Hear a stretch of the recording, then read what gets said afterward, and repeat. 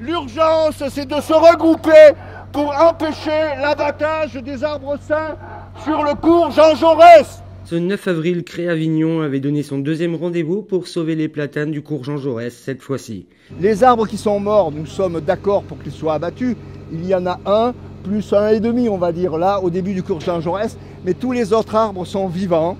Et donc, nous ne voulons pas qu'on s'attaque aux arbres vivants. Il n'y a pas d'urgence pour la contamination. La contamination se fait entre arbres sur 4 ans à peu près. Et donc, il n'y a pas une urgence à intervenir maintenant au printemps. Seulement pour la mairie, il y a urgence afin que les arbres du boulevard Raspail ne soient pas contaminés eux aussi. Pour les verts, un traitement en développement existe. Ils demandent d'arrêter le chantier et le tester. Il ne faut pas se leurrer. Ce n'est qu'une alternative. C'est pas sûr. Les traitements qui sont proposés ne sont pas sûrs. Donc peut-être que finalement, il faudra abattre ces arbres. Mais il faut le temps de la réflexion et nous demandons le temps de la réflexion. Depuis mardi, la première manifestation qui a vu une vive opposition entre les écologistes et la police municipale ainsi que des élus de la majorité, Jean-Pierre Cervantes et Olivier Gros, se sont fait retirer leur délégation par le maire, mais ils maintiennent leurs convictions. C'est une fracture. Hein. Moi, je le vis comme une fracture. C'est triste pour moi, c'est difficile à vivre. Hein.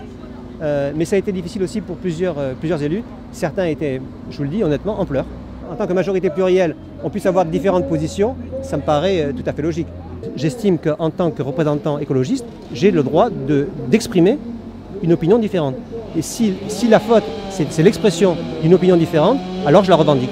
Une trentaine de policiers étaient tout de même présents avec une vingtaine de manifestants. Un peu plus de 3 heures après le début du rassemblement, une représentante du ministère de l'Agriculture est venue sur place, constater si le chantier était dans les normes ou non.